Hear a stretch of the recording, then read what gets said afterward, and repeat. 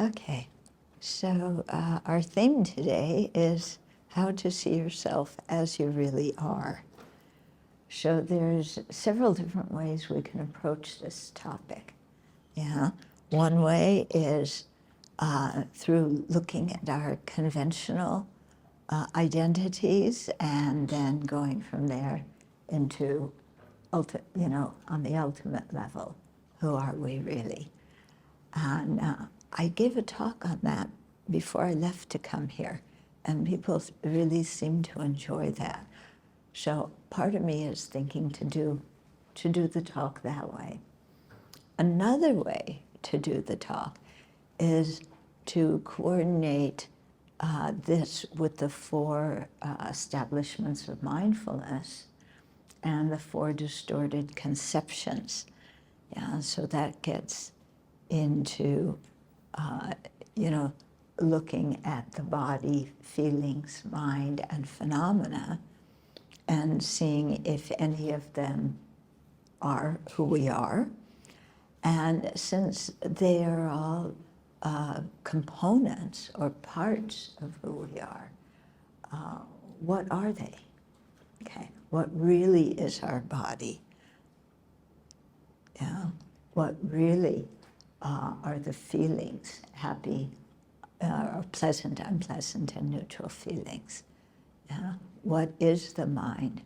What are phenomena? In other words, mental factors that make the self virtuous or non-virtuous.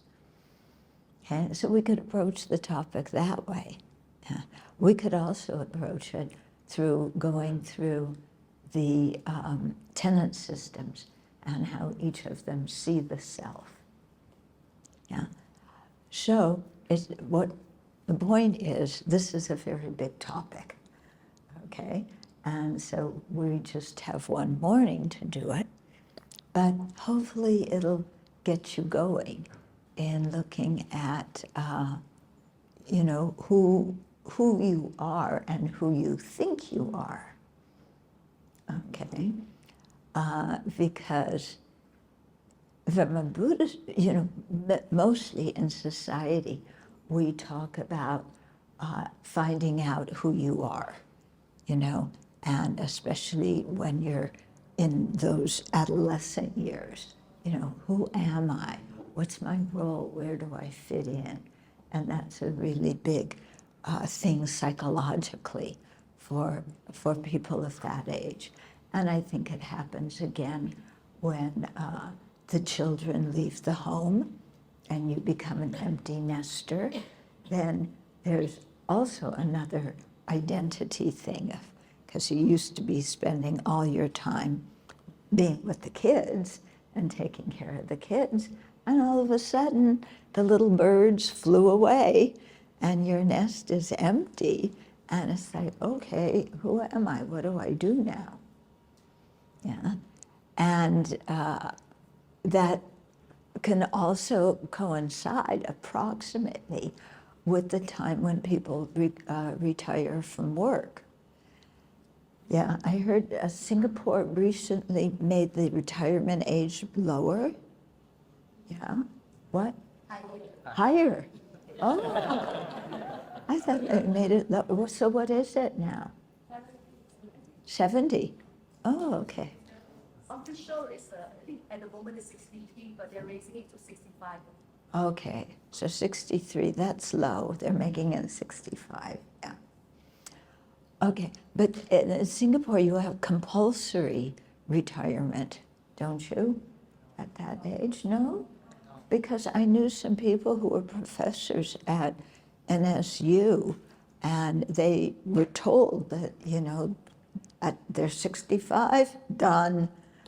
So maybe it's just something at NSU, but yeah. So when you retire from your job, too, there's an identity thing of who am I? Yeah. And then at the time of death, our whole identity is absorbing, and everything we thought we were is just dissolving into nothingness. Okay? So it's a big topic, yeah. And I think maybe we'll do it that way, yeah, because that really, I think, applies very much to your daily life and the kinds of things you're thinking about. So we usually talk about finding out who you are, yeah, like who am I? In Buddhism, we're trying to find out who we aren't. Okay, repeat. We're trying to find out who we are not. Now, why? Because we have all sorts of ideas about who we are that have nothing to do with reality. Okay? The more we're able to shed those ideas about who we are, the closer we come to seeing actually who we are, okay? And as we shed those very concrete ideas about who we are, we find that there's a lot more flexibility in our mind. There's more curiosity about life, yeah? And, yeah, okay? So you might find it a little bit jittery because you just spent a whole lot of time figuring out who you are, and then you come here and I'm saying, throw it away. No, it's not just throw it all away. Yeah, it has a conventional existence, but to loosen our very rigid ideas about who we are. Because those ideas really, they constrict us. Yeah. We usually think freedom depends on the external world. The government doesn't, weigh down on us. Our parents or family doesn't weigh down on us. So we think that's freedom. Actually, freedom is something internal. Yeah, that comes from us freeing ourselves from all these wrong conceptions. Okay? So, let's start out with some chanting and a little bit of silent meditation, and then we'll start the talk. Okay? And try and see who you are and have fun with it. So a few minutes of silent meditation, and focus on your breath if you want, or on another topic, and let the mind, bring the mind here. Don't let the mind go somewhere else. Let's cultivate our motivation. So, as we've all heard in the teachings, 𝘰𝘰𝘵𝘗 depends on having love and compassion for all sentient beings. That means every single one, omitting none.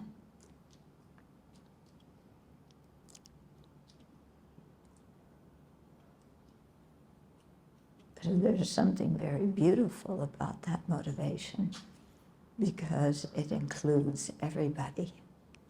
So we don't have to worry about being left out by the bodhisattvas and the Buddhas.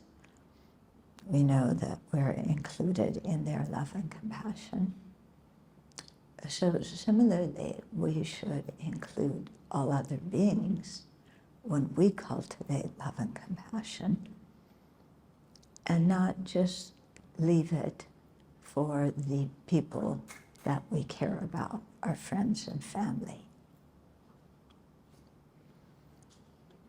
But try and break through the categories that we put ourselves in, the categories that we put everybody else in,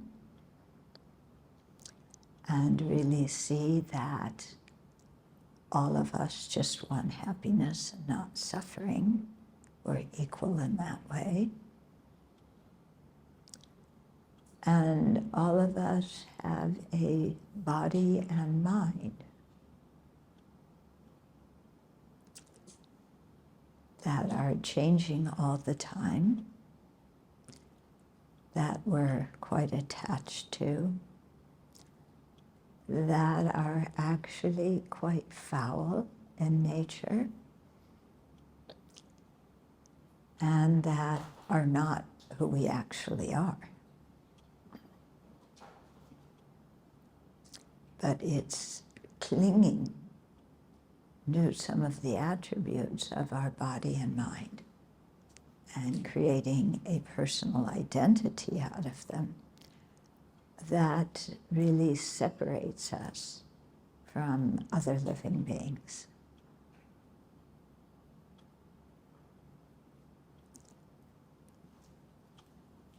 So it's good to try and peel away a lot of the separation that we find in samsara, in society, in our families, in our own mind. And instead, really be able to care about each and every living being.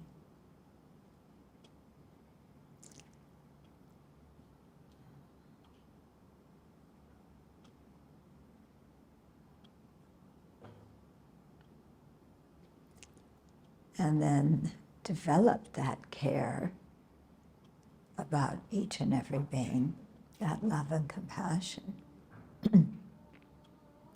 into a very strong resolve to do something and to benefit them as much as we can. And seeing that at present, we can't even benefit ourselves very well, let alone others. So it's important for us to practice the Buddha's teachings and transform our own mind, and to transform it to the highest and best degree that we can into a Buddha's body and mind. And with that, it will be much easier to be of great benefit to living beings. So that's our long-term goal. What we're doing today is one drop in that bucket. But every drop is important to fill the bucket. So let's really cherish our opportunity to do this today. Okay, so identities. Okay, so maybe one of our earliest identities, well, it's hard to say. From our parents' side, our earliest identities, what do people ask a family that's expecting a baby? What's the first question they ask? Is it a boy or a girl? Okay, so we have an identity as a boy or a girl, or something in between, or there's many different identities. Okay.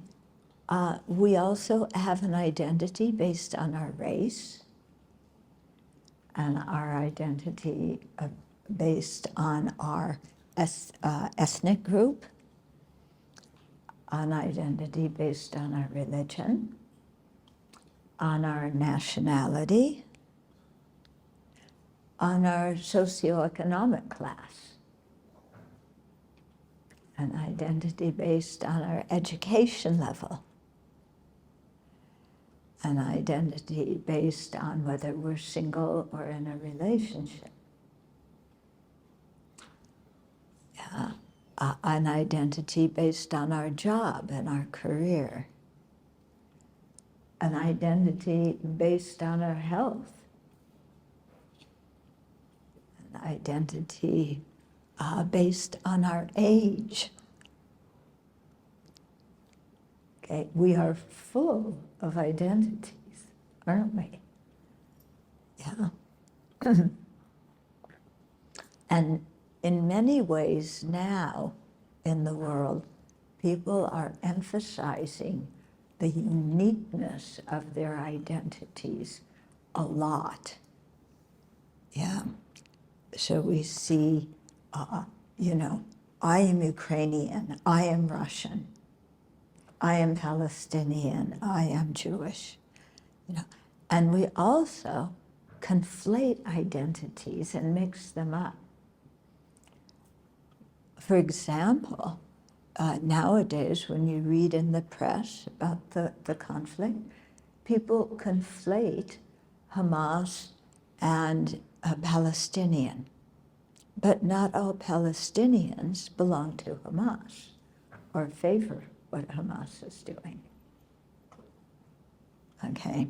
Then on the other side, people are conflating the identities of Israeli, Zionist, and Jewish. And they think that those three things are exactly the same. They are not. They're very different. Okay, so this way in which we create identities and then think this is who I am, or this is who these other people are, puts ourselves and others in boxes. Okay, and a lot of our educational system is learning what names to give things. In other words, which box to put them in. And then we think everybody in a certain box is exactly the same. And that kind of idea leads to a lot of conflict in society. Because, oh, they're different from me. They're not my kind. They don't look like me. I only want to be with people who look like me. What? We want to clone ourselves and have ourselves all over the place? Yeah. So, you know, it really, there's something to be said on the conventional level for identities, but there's something to be dismantled on that level also. Because dividing human beings or dividing sentient beings into categories, and then we value them, which are higher and which are lower. And this leads to a lot of problems. Even saying human beings are better than any other creature, so it's okay for us to dominate them. We can eat them if we want, we can destroy their environments, we can pollute their environments. It doesn't matter because they're inferior life forms and we human beings are at the top of the level. But in disregarding other life forms like that, we're actually harming ourselves because we all live on planet Earth and we all depend on a good climate and an unpolluted environment. Yeah, so thinking that we have dominion over other beings and can destroy or pollute their environments backfires on us. Yeah. Very often, politically too, who suffers the most from polluted environments? Yeah. It usually is minority groups, yeah, poorer nations. Yeah. Because the rich nations go there, take the oil, take whatever they want, yeah, maybe pay them something, but leave a polluted environment behind. So the poorer nations, the minority groups in even wealthy countries suffer, again, because of putting people in boxes and then elevating higher, lower, higher, lower. Okay? And when we identify, with a group, I mean, some identities are helpful. If you know which bathroom to go into according to your sex, that's helpful. That's okay.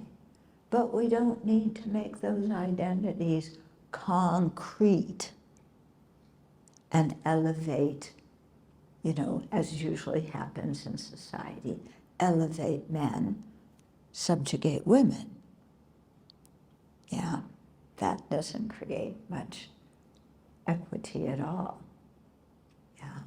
And it's important for people to be equally valued, not only for harmony in society, but from a Buddhist viewpoint, because to become Buddhas, we need to have love and compassion for each and every sentient being. It doesn't matter who they are. Yeah, even for the cockroaches. Yeah, I know how much you people love cockroaches. Yeah, they inhabit your homes. And there's even more of them in the house than there are human beings. But at that point, we don't believe in democracy. We think minority is superior because minority human beings should be able to exterminate all the top cockroaches. Okay, now I'm not saying, I'm not criticizing government policy or anything about this. I'm just saying, look how we look at different living beings. Yeah, we're happy to go to the wet market, pick out a fish, a chicken, or whatever, roast them, slice them up, gobble them down. But we aren't willing to offer our own body for anybody's lunch. Yeah? You want to go to the wet market and offer your body? In Tibet, when somebody died, they brought the body to the top, a hill or a mountain, and sliced it up into parts, and then invited all the vultures to come and eat it. And I really like that idea, yeah, because once you're dead, or at least speaking for myself, once I'm dead, this body is of absolutely no use to me or to anybody else. Yeah, and to have, spend a ton of money making a nice funeral and a beautiful coffin and all of that stuff, when that money could be used to help living beings. Yeah, I think it's nice, if I can offer my body for somebody's lunch when I die, I'm fine with that. Much cleaner, much easier, yeah, more equitable. Okay. When I'm living, we have the story of the Buddha offering his body to the tigress. Remember that story? Before he became a Buddha, and he found a tigress with a bunch of tiger kitties. Yeah, and they were starving, so he offered his body to Mama Tiger so she could regain her strength and then give her milk to the baby tigers. Yeah? When I look at that, I am not ready to do that now. I don't go out looking for the nearest tiger so I can offer my body. Okay, I'm not a bodhisattva. But I think, wow, wouldn't that be incredible to have that kind of detachment from this body, that kind of lack of so much preoccupation with this body, that I could give it away as easily as I could give away an apple or an orange. Yeah? And to give it away with love and compassion to whoever happened to need this thing. Yeah? But to do that, you have to have a certain mental state. I don't have that mental state yet. So I'm not recommending that we all go to the zoo this afternoon. Okay? Yeah. But just look at the, the identities that we have. Look at the identity of our socioeconomic class, yeah, which is tied to the identity of our occupation, yeah, tied to the identity of our wealth and our status. Yeah, all these things are very, very related. Yeah. If you have a high education level and a good job and you make a ton of money, you walk around town a little bit different. Look at me. I'm successful. Don't you want to be with me? Don't you envy me? I don't want you to be jealous, because that will mean that you want what I have. I just want you to envy me and think that I'm fantastic. Yeah? So putting yourself in that box, then it affects your mind. Yeah? It creates a lot of arrogance. Is arrogance a virtuous mental factor? No, it's an affliction. Does that mean that you should give away all your money and not get a good education to avoid being arrogant? Yeah. Yeah. Should we all go back to living in the Stone Age? No, we can still have a good education and so on. But we aren't arrogant about it. We don't put ourselves above everybody else. I was very impressed with my brother, yeah? He's a doctor, a specialist, a radiological oncologist. I finally learned how to say it. And when I was talking to him just a couple of weeks ago, he was telling me how much he admires people who do construction. Yeah, because, his home, his workplace, everything depends on all the people who build the buildings. Yeah. In Singapore, are construction workers highly regarded? No. They're migrants, they're not paid the same thing as others. You want them to leave after they've done their job. But where would you be without the construction workers? What is it? I mean, Singapore is renowned as this finance capital and shopping area and successful nation. And you look around and there's all these skyscrapers everywhere. Yeah, who builds them? Who works out in the heat all day long? Yeah. Do you know how to build a skyscraper? Anybody here know how to pour concrete to make a foundation? Yeah. Would you want to get up on the scaffolding on a building that is 25 stories high? Anybody here want to climb scaffolding that high?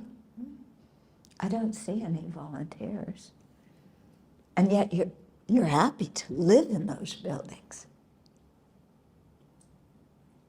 Yeah, and look down on some of the people who build them.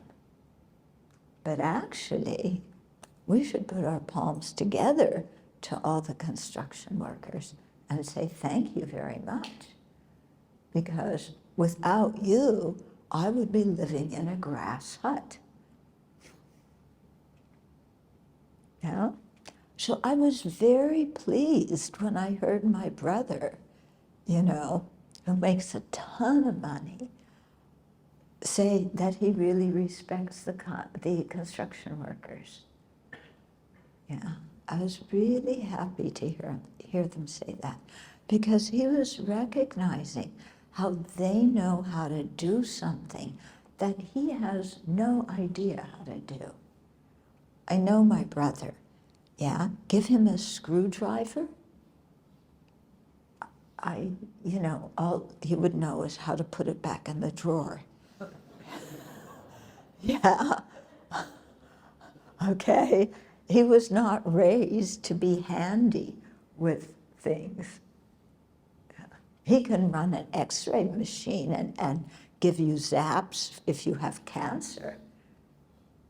But, you know, I think he can change a light bulb. Yeah, but set up a Zoom call? Mm-mm. His wife has to do that. Yeah, he can't set up a Zoom call. Okay, so what I'm getting at is how each of us has our own unique talents and abilities to offer society, and that we shouldn't categorize ourselves, making some higher and some lower, because we need everybody's contribution. Everybody's contribution. Yeah, think of it, without the construction workers, yeah, do you know how to build a grass hut? Yeah, I don't know how to build a grass hut. What kind of grass do you use? How do you tie it together? Yeah, what do you put on the floor? Yeah, you don't put linoleum on the floor of a grass hut. What do you do for the floor? Yeah. When I was in India, I happened to visit some people who lived in huts. Yeah, and it's just hard earth. That's it. Yeah, in Dharamsala, some of the Tibetans, I visited 2 Tibetan nuns, both old nuns. Okay, there's another identity, old nuns.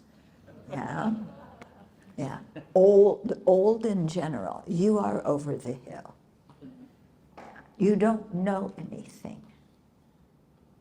Yeah, you need to resign. This is what I hear people in Singapore saying who are in their 50s. You know, nobody wants to hire me. Yeah, they only want to hire young people.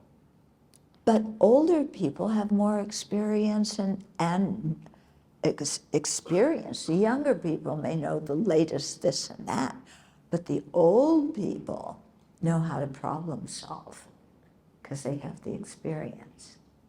But nobody wants them because they're old. Yeah. And, you know, you look at your parents, they're old. Yeah. They don't know how to operate a hand phone. Yeah. So while you walk around all day with your hand phone, yeah, I mean, we walk a lot in Singapore.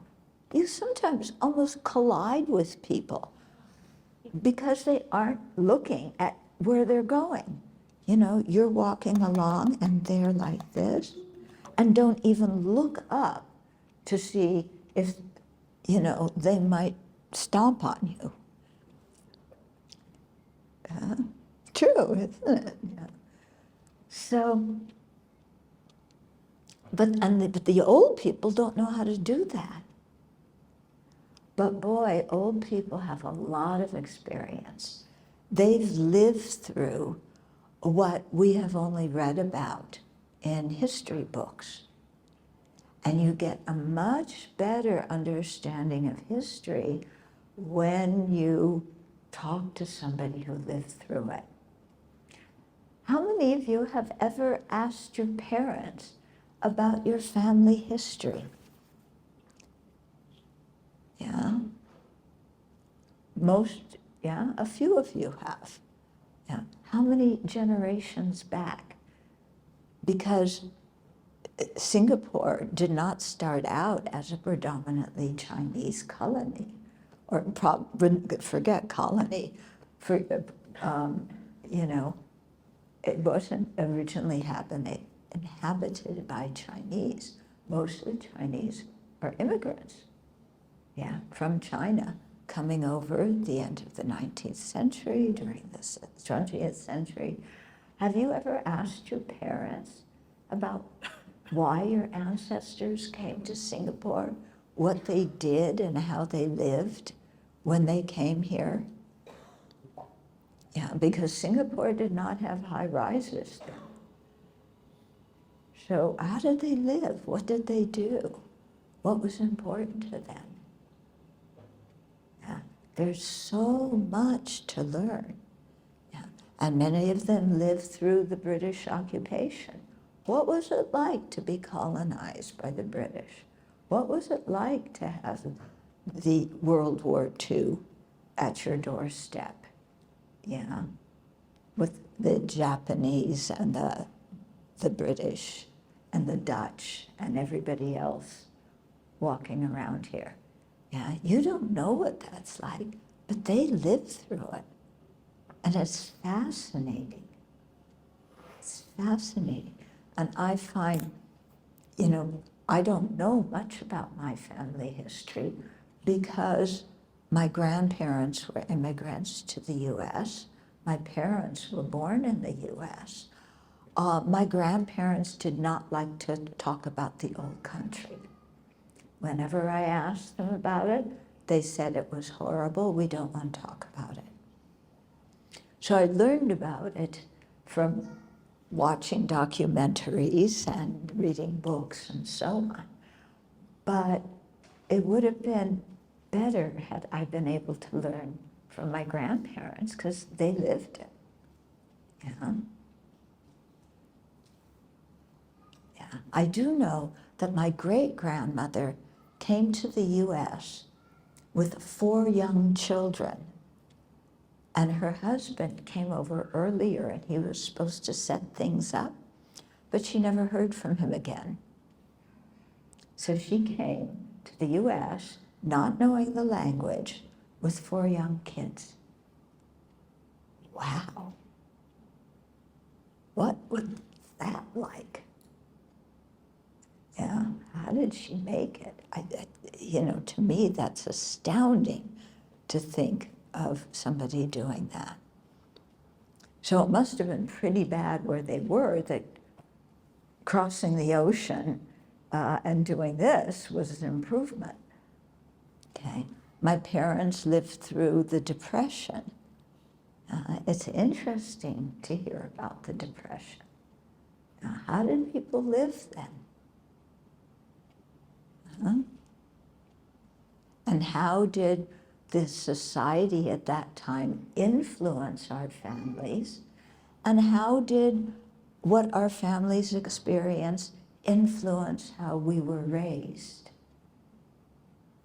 Okay.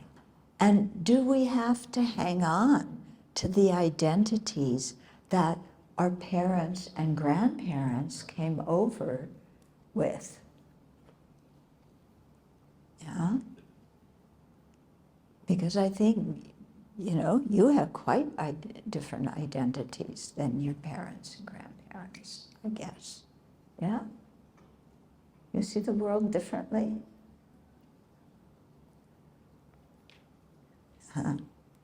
So to look at these identities and ask ourselves, are they me? Yeah. So on a conventional level, Okay, you know, you know what passport you have, so you say what your nationality is. You know, people, I'm an American. Why? Because I have an American passport. Not because I wave the flag and say America is the best nation in the country. Other people would like me to do that and to think that way, but that's not the way I think. You know, as a Buddhist, I don't want to be partial towards one country over another one, yeah, or one group over another one. So I don't say, oh, America's the greatest country, and we're the only superpower, and we'll sell you weapons for whatever price, so you can kill other people. Yeah? I think that's ridiculous, personally, okay? Now, other people may see me as an American and go, oh, you're one of those dirty Americans, you know.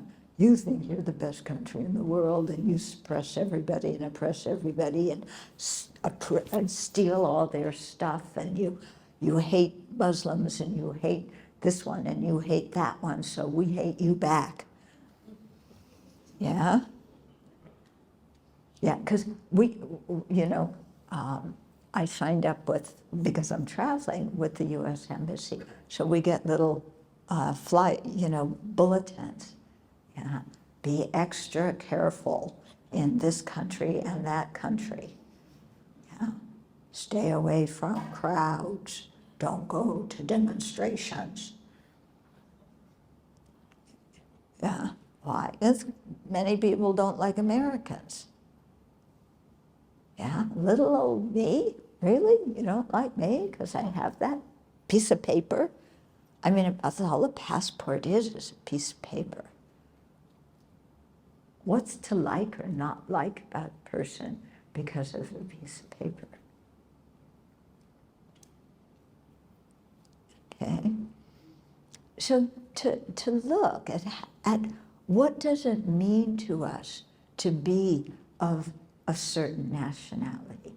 What does it mean to us, to be of a certain sex or to be of a certain socioeconomic class?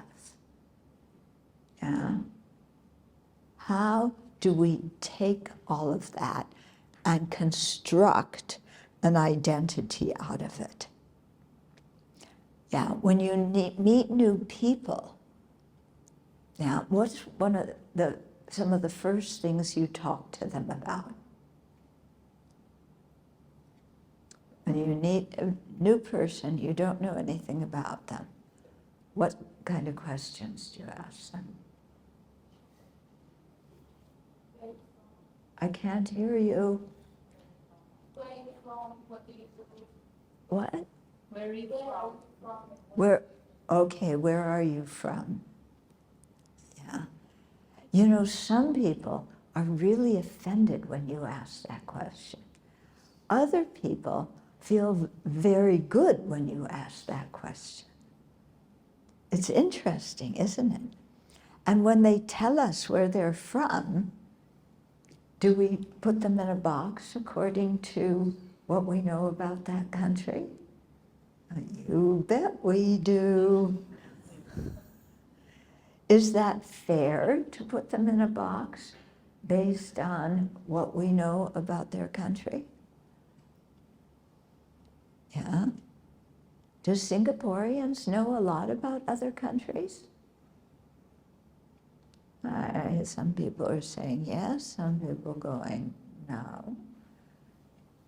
When I lived here in the 80s, I would try to talk to people about the Cultural Revolution in China. Nobody in Singapore knew about it. There was this major thing going on in China, but nobody had heard of it, or very few people. It was interesting to me. Yeah. What other questions do you ask people when you first meet them? What's your name? What's your name? And then, based on their name, you can know something about their nationality, their ethnic group, their religious group, right? And what do you think when you look at a person who looks Chinese and their last name is Jones? Yeah, is Jones a Chinese name? No. But you look Chinese. Are you Chinese? Yeah? Or are you half Chinese and half white? Or did you just marry somebody who was white? Did you change your name when you got married? Or did you keep your own name? Yeah. And then we give, based on what we know of groups, they have an identity and we put them in that box. And we see ourselves in that box too, according to our name. Yeah. And do you spell Lee, L-E-E or L-I? That will tell you what country a person is from. Yeah. Singapore spells it L-E-E. China spells it L-I. L.I. is from the Chinese converted to. From China's using the short. Is the dialect of the identity. Is the dialect. The dialect of it. Okay.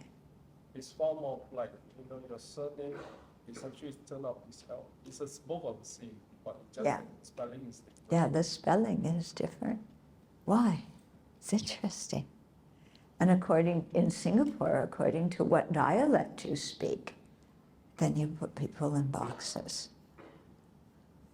Huh? Oh, you speak Hokkien just like me. You're going to be my friend. Yeah. You speak, what other dialect? Oh, no other dialect. Yeah. Huh? At what? Cantonese. You speak Cantonese. Oh, you're one of those people. Yeah. And you're from mainland China? Oh.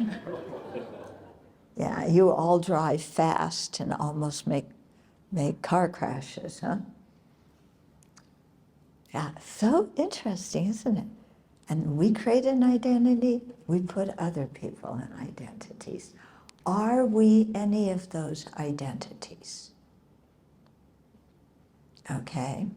If you look inside your body, okay, is anything about your body your nationality? No. Yeah. Gene? Huh? Gene. Genes? But you can be born in one country, move to another country, so you have a different nationality, but the same genes. Yeah? Genes goes more maybe with race or family, clan, something like that, which is another identity, isn't it? Our racial identity. And depending on your race, depending on the color of your skin. Yeah. When I went to take a shower the other day, the soap in the bathroom had some kind of acid for it, in it, and it was advertised as whitening your skin. So people go out and buy soap to make their skin whiter. Okay. When I see pictures of myself on Zoom, I already look like a ghost. Yeah. What are you giving me soap to whiten my skin like? Yeah. I don't even look kind of like a human being. I don't know what happens with the cameras, but really, I look totally, really like a ghost. Yeah.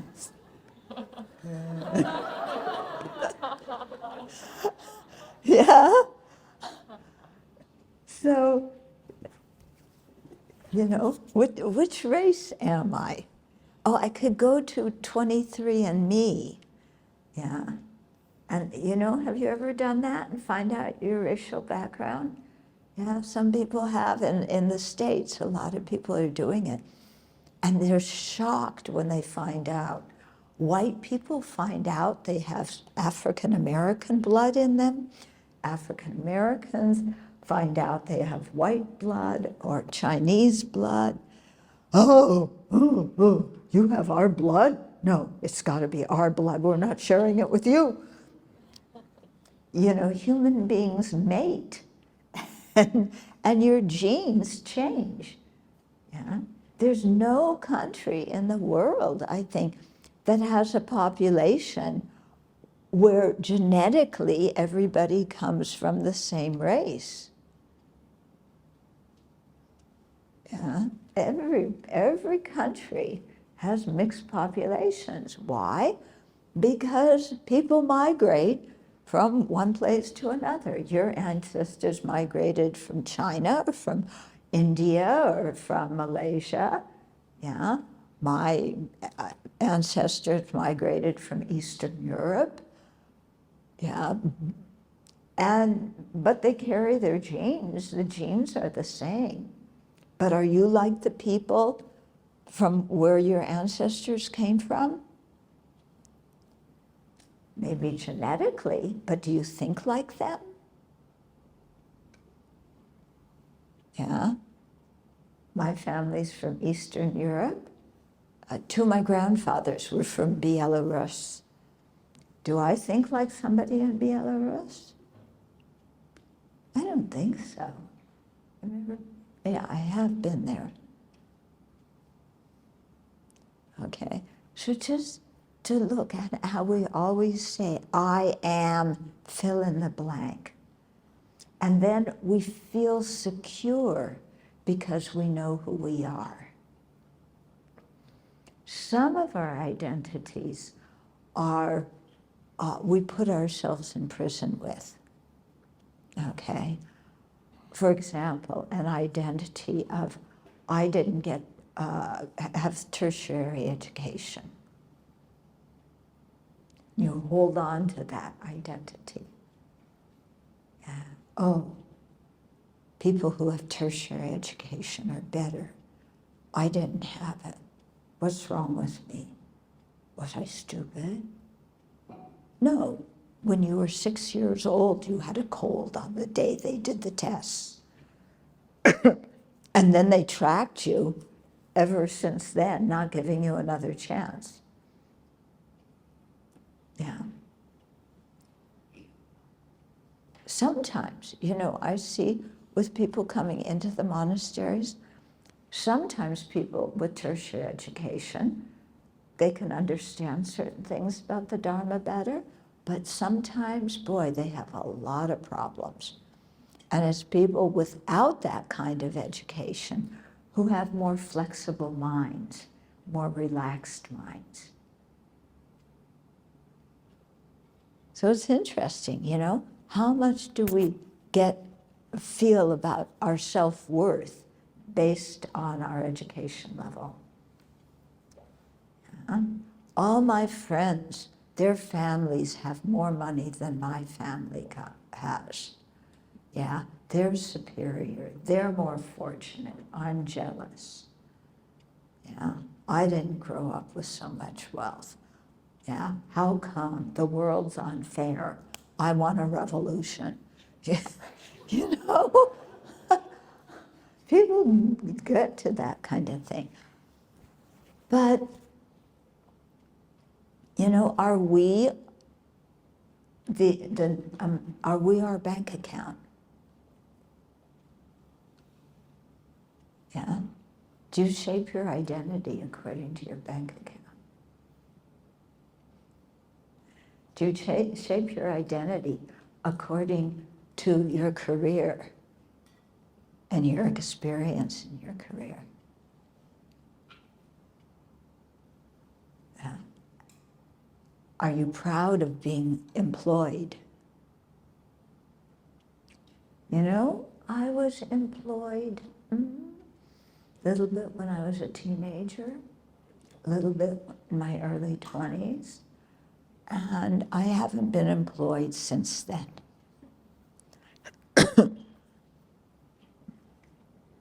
Yeah? No employment. So you're going to say, oh, you're one of those people who mooch off of society.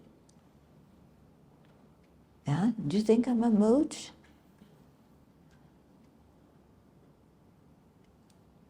Do you think sanghas are mooching off society because we don't work for a living? Some people do. They say, go out and get a job. Well, I don't want to have a job. I don't want to work for a salary. What? You don't want to work for a salary? You're going to starve. When we set up the Abbey 20 years ago, I said, we're only going to eat the food that people offer to us. We don't go to the grocery store to buy food. I told people that, they said, you are absolutely out of your mind. You are going to starve. Because we don't live in a city, we don't live in a Buddhist country or a Buddhist neighborhood. They said, this is foolishness. Yeah? We haven't starved. Yeah, we're alive. And we actually have more people living there now. And they haven't starved either. So are we foolish? Are we mooches off of society? Yeah. Or do we contribute to society? Many people think, oh, if you ordain, you're escaping. Yeah, you're escaping. You don't want to have anything to do with the family. You're denying your sexuality. You are escaping to a monastery to spend the rest of your life looking at your belly button. Yeah? You know, if that was what monasticism was like, I wouldn't have ordained. Yeah, I really don't like to look at my belly button. You know, it's kind of boring to look at your belly button. Yeah. Am I outside of society? No, we're right in the middle of society. Yeah. And we contribute, but we don't get paid. I don't have any, you know, payment stubs to show that, you know, I got paid.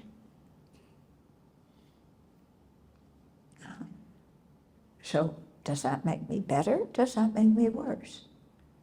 Does it really matter? Yeah.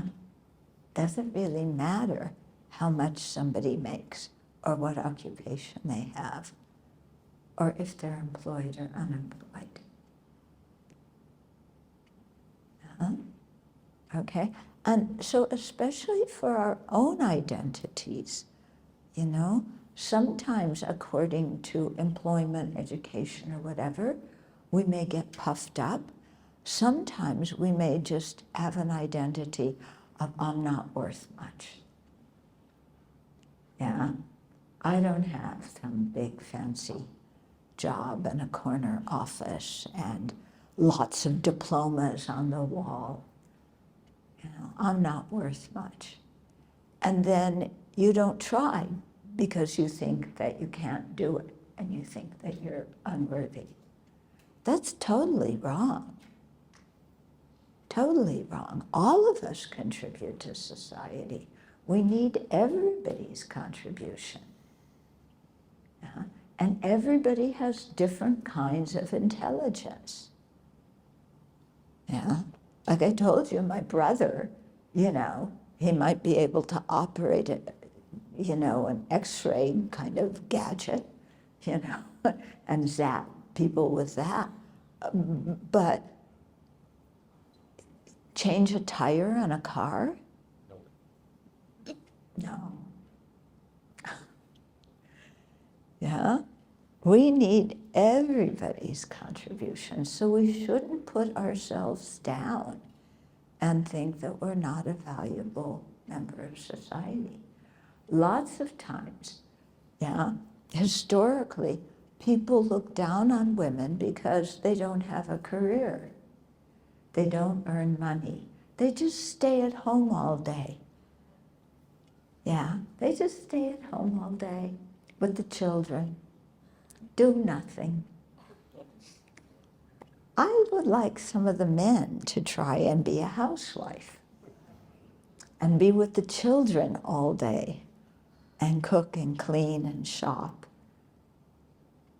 Yeah, and pick up somebody else's dirty laundry and do it. That would be very interesting. I think, you know, that would be very interesting, I think. Don't you think it would be very interesting? Yeah, to have your fathers and husbands and brothers take care of the kids and clean and cook and, you know, be the person who runs here and there and here and there to do all the errands because everybody else is busy. Yeah. But then everybody looks down on you like, you know, you don't do anything important. Yeah. Staying at home and raising kids is very important. In fact, I think that being a parent is one of the most important things you do in your life. Those of you who choose to have kids. If you have kids, being a good parent is so important. It's not just, oh, you have a kid and, you know, they grow up and they better spell cat with a C. You know, that's not it. To raise a healthy child, a mentally, physically, spiritually healthy child, whoa, that's heavy-duty work. Yeah, and it's primarily women who do that. Yeah, and so, you know, why don't we respect people who do that work? Yeah. Men should do it too. Children need fathers. Yeah, they have fathers biologically. The fathers should help raise them. Yeah, and little boys and little girls need a father figure, you know, but especially young boys. And they need their dad to be a kind, compassionate, caring person, not somebody who only punishes them because mom is tired of them screaming. Yeah, in some homes, you know, what's the threat that the mother uses when the kids misbehave? Wait until your father comes home. So then the kids are all, oh, daddy's coming. And they relate to their father like that because their father takes out the belt or the, you know, like that. Yeah? Men, is that the way you want your kids to look at you? As only somebody who beats them when they're naughty? Not somebody who loves them and consoles them and encourages them? Yeah?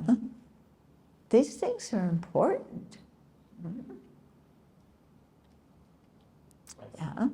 So to just look at these identities and, you know, like I said, some are helpful. If I arrive in Singapore and I have an American passport, I know what line to go through. If I arrive in Singapore and I'm from South Africa, I know to go to another line. Okay, so that's helpful. Yeah, but saying, oh, you're American, you're South African, that means Yeah,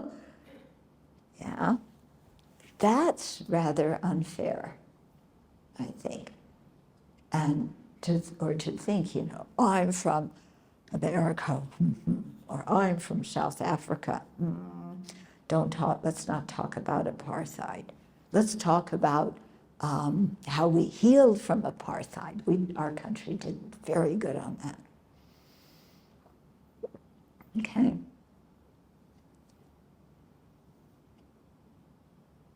So this one about our self-image in terms of our level of intelligence, or not our level of intelligence.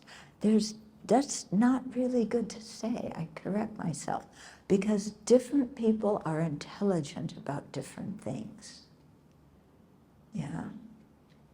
And they find that if you do intelligence tests in different countries, according to the environment in that country and how you live, some people do better on different aspects of intelligence tests than on others. Yeah. But that doesn't mean they're more or less intelligent on the whole. Okay.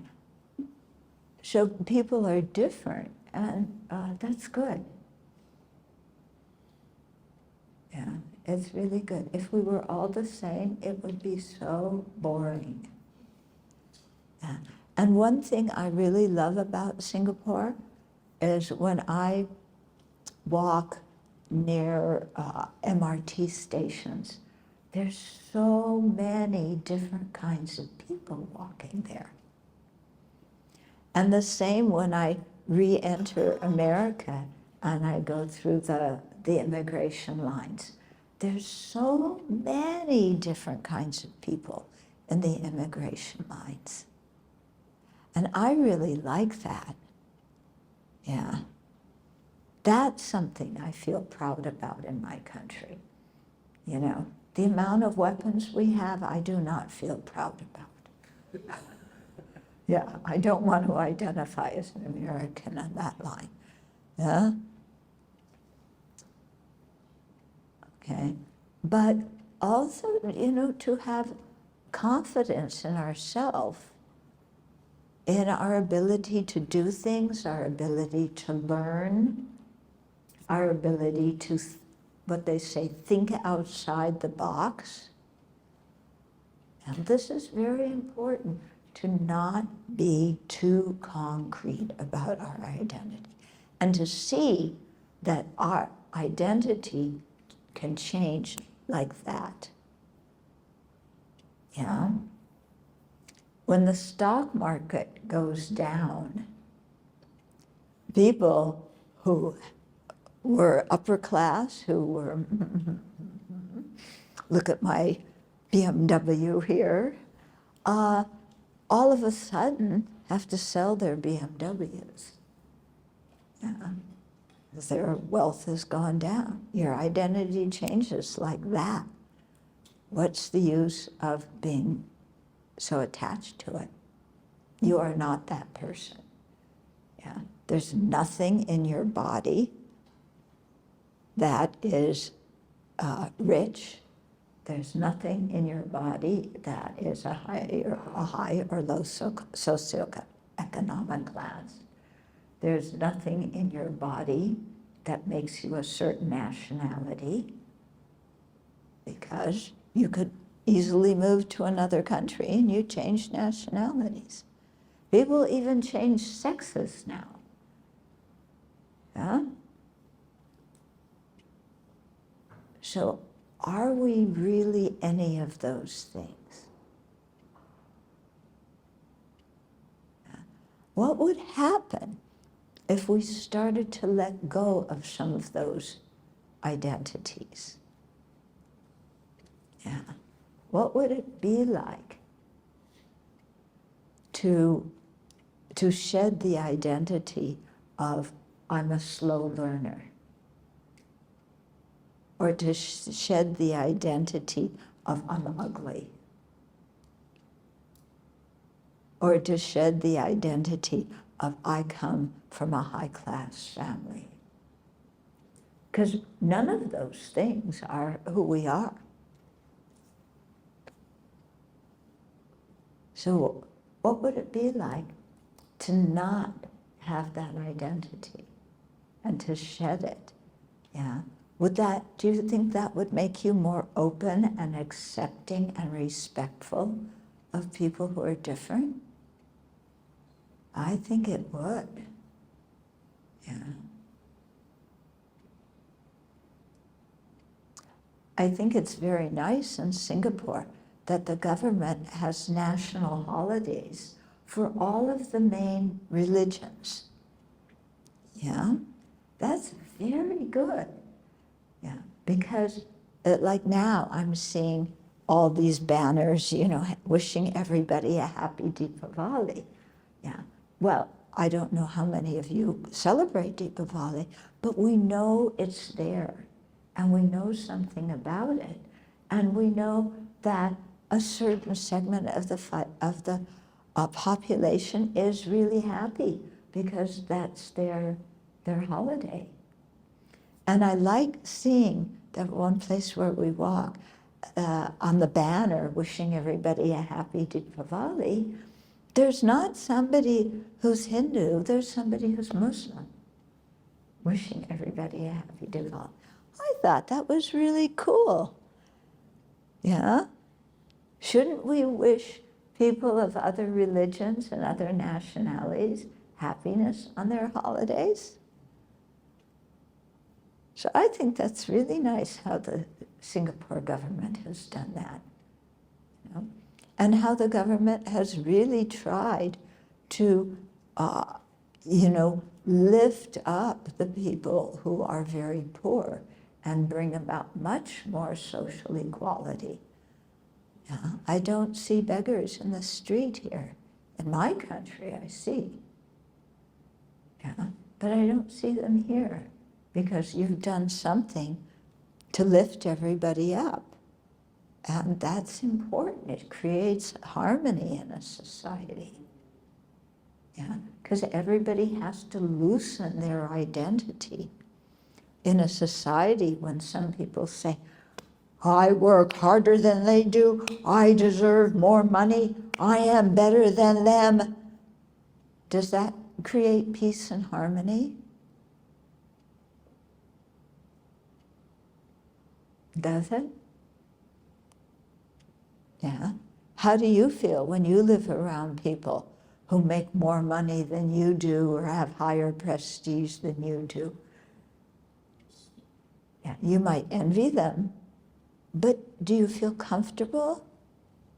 Do you understand them? Yeah. People think that rich people have no problems. Yeah. As a monastic, it's interesting because I meet people from all levels of society. Let me tell you, rich people have a ton of problems. Really. They have incredible family problems. Mm-hmm.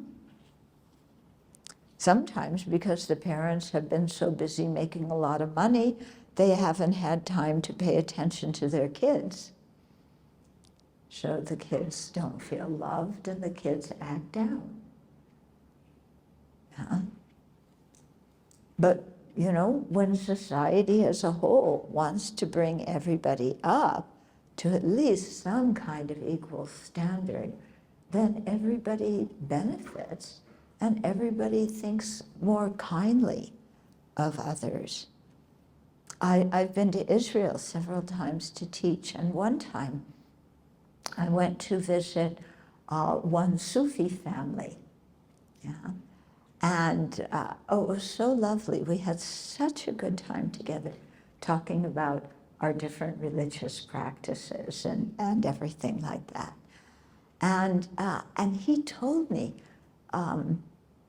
that, you know, the Sufi branch of Islam, that you are not allowed to have property or more money or a greater social status than the people who live around you. I thought, wow, That's amazing.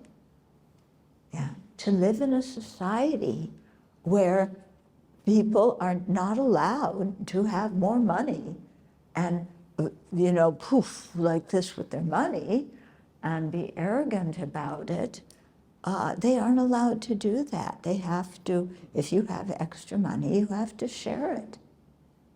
That makes so much sense. To live in a peaceful place. Yeah, of course, the wealthy people have to change their attitude a little bit. Yeah, they can't have this attitude of, well, I worked harder than other people. Sometimes they didn't work harder. They just earned more property and got more from the interest or from the rent. But it's the poor people who work harder because they don't have the property to collect rent or own investments to collect interest. Okay? So, you know, my whole thing here is, let's loosen our identities and let's loosen our projections on other people's identities. And to do that so that we can live in a society that is more harmonious and where people really care about each other and respect each other, yeah, even if they have different education levels, different economic levels, and so forth. Yeah. I think that would be really cool. Yeah, like I said, people are going to have to change their minds and let go of those identities. But, you know, if we can do so, we feel so much freer inside of ourselves. And especially those identities in which we put ourselves down. Oh, I'm stupid. I don't have this kind of career. I don't have that kind of education. You know, I'm only this race. I'm only this gender. You know, I'm only a woman. I can't do this and that. Who said so? Yeah? Who said you're only a woman? So, you know, you have to just be sweet. Yeah, we were raised to be like that, right? Sweet, make everybody else comfortable, stay up late cleaning up after everybody. Yeah, smile when your husband screams at you. Smile when your kids scream at you. Yeah, I can't do anything else. Who says so? Well, you can point maybe to society, but who cares what society says? What about you? You have intelligence, you can do many things. Yeah? And I'm meeting some men now who want to stay home and raise the kids. Yeah, that's, you know, what they're drawn toward. That's good. Kids benefit a lot from that. Okay? So to not confine ourselves and telling ourselves, I can't do this because I am only fill in the blank. Yeah? Because when we think like that, we give up our power, we don't try, we don't use our potential. Yeah? So we miss out and society misses out. Okay. So, you know, when you go home, if we had more time to do it, yeah, what we would do is have a discussion group about our different identities and how you think about your identities and how special they are to you and what identities are harder to move. But we don't have that time to do the discussion group. So, but we do have time for some questions and maybe answers. I was just wondering, what would you recommend, like for a daily practice to loosen our identities? Like, is there meditation that you recommend or something to think about to loosen? I think because we are also attached, but it's quite unconscious, whether to our jobs or nationality or race. So, yeah, that's my question. What to do to loosen the identity? There's a few things. One is, okay, you have an identity, let's say of your nationality or your religion, okay? Sit there and start looking through your body. Is there anything in your body that is that nationality? Is there anything in your body that is that religion? Is there anything in your body that is that occupation? Nope. Yeah? All of our bodies are pretty equal. Yeah? We have blood and guts and bones. Yeah? Not so attractive, actually. Yeah?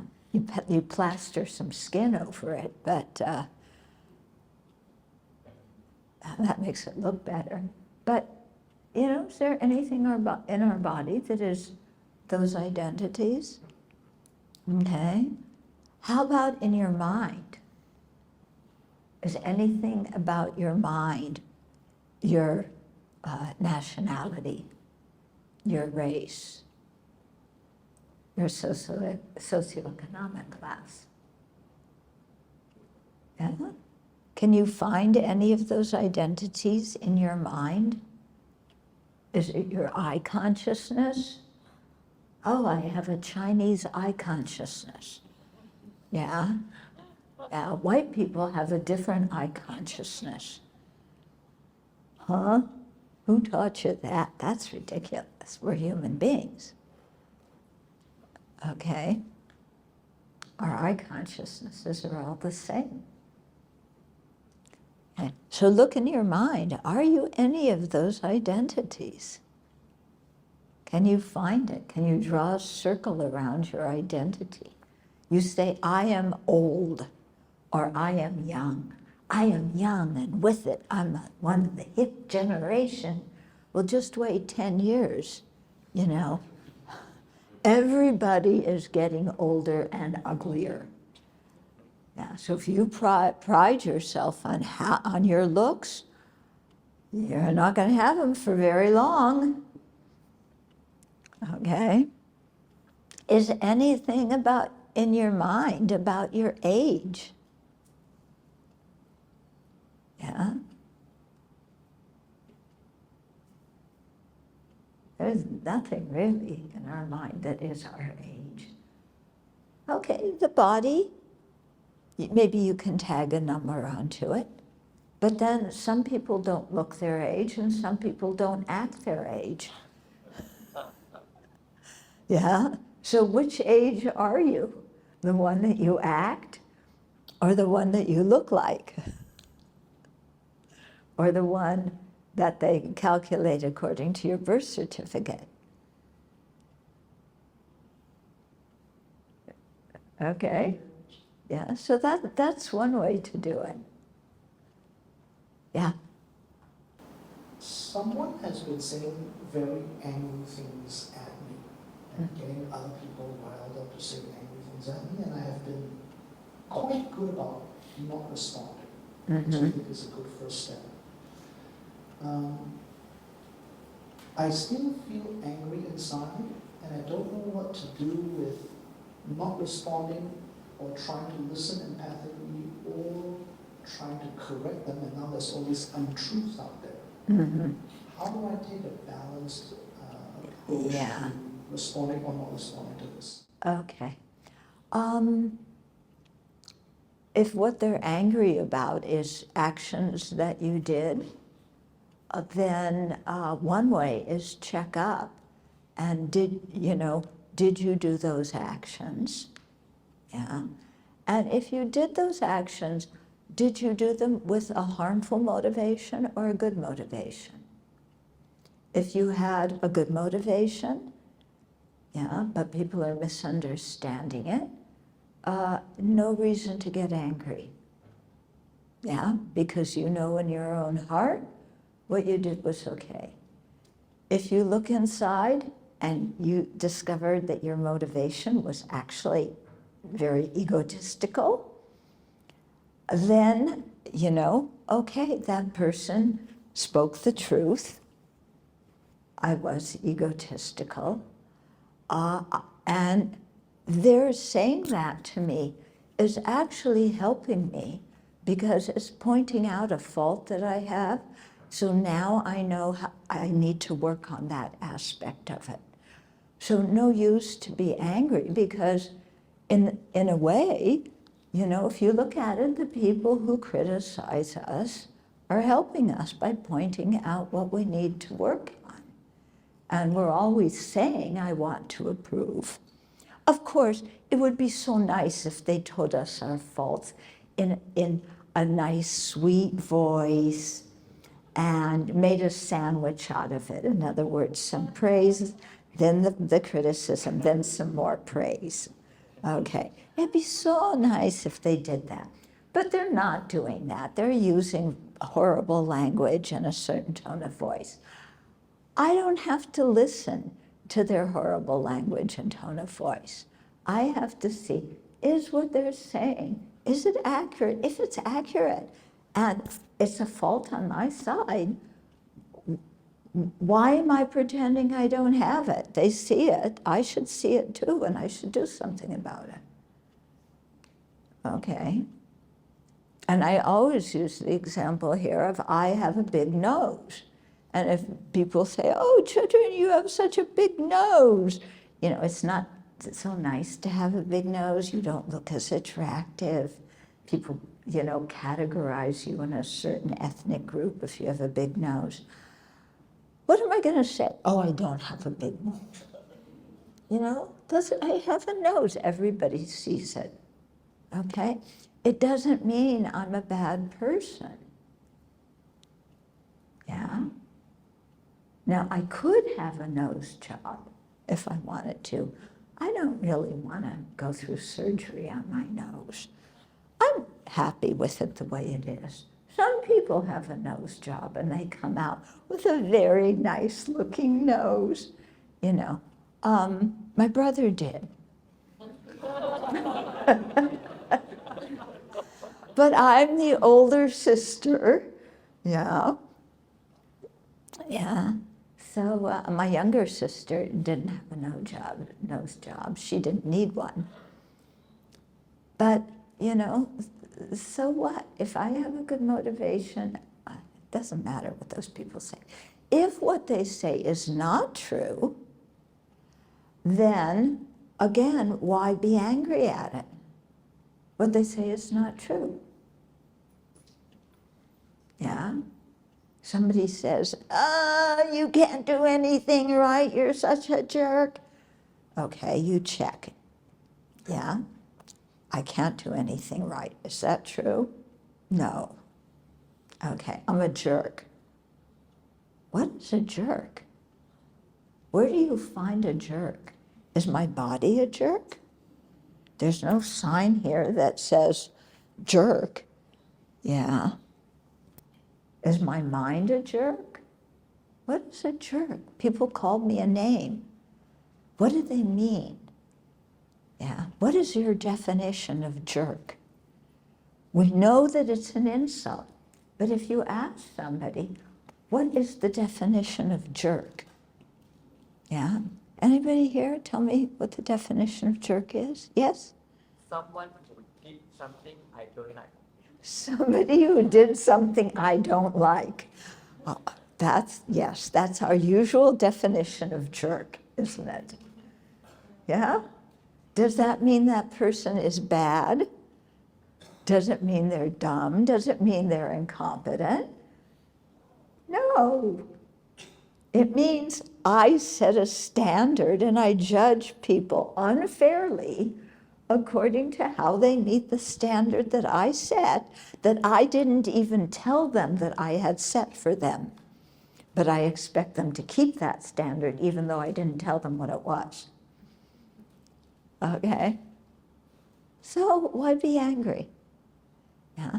If that person has wrong information, give them the correct information.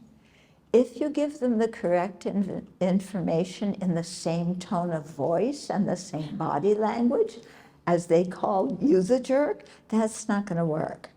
Okay? So you have to calm down and just, let go and then give them the information they need. Okay? Good. How do we see whether it's an actual truth about ourselves Mm-hmm. or it's an identity about ourselves? Or it's a, what? I didn't hear that word. Is it true about ourselves? Selves, or is it? Or is it just recognizing our own flaws? Well, if we have a flaw, it is true, somebody sees it, well, we should recognize it. And should that be our identity? No. Your faults are not your identity. That is a mistaken identity in which you imprison yourself when you think you are your faults. But what if we discover that we cannot correct it? You can correct any fault. Physical faults, okay, maybe you can't have surgery to correct everything, but mental faults we can correct. See, this is our problem, and it's a big problem when we go to practice the Buddhist path, is we start out telling ourselves, I can't do it. I have these faults, I have these flaws, I can't do it. So I can't do it, I know I can't do it, so I won't try. That is totally wrong. That's very interesting because I think I can practice. But once I went to the temple and the nun there, because I used the hand sanitizer but they didn't wear a mask. So the nun told me to go to the Buddha statue and pray and ask for greater wisdom and knowledge in the next life. Okay, and it was because you didn't do what? Oh, because I didn't wear a mask. You didn't wear a mask, so she told you to go and bow to the Buddha statue and say you're sorry. I'll pray for more wisdom. Pray for more wisdom. Was there a reason you didn't wear a mask? It was not compulsory to wear a mask, but I didn't have a mask at the time. But there was hand sanitizer there, so I used it. But you were what? I'm sorry, my hearing isn't so great. I used the hand sanitizer that was available there, but I didn't wear a mask. So she was concerned that you were exhaling COVID viruses. Huh? She told me, what is the purpose of using hand sanitizer when you are not wearing a face mask to begin with? Oh, there's useful for wearing hand sanitizer when you don't use a face mask, but it's also useful to wear a face mask. Okay, so she called you on it. Yeah. Then, how was it in the middle of the COVID epidemic? No, it was near the end. It was Near the end. near the end. Okay, so how do you feel about what you did? I found it funny. You what? Funny. What? Funny.